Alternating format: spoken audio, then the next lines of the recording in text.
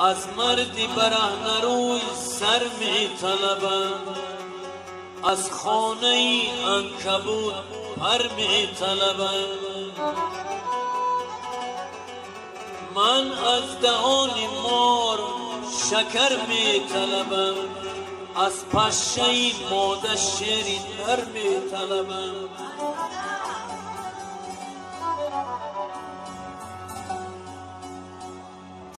بینندگان ایزدمند، حاضر جوابان گرامی سلام.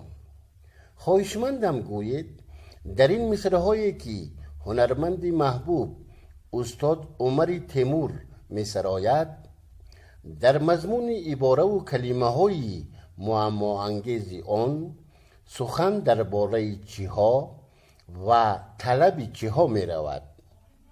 جواب های خود را با رقم های 906 55 59 44 به ما طریق SMS یعنی پیامک فرستید.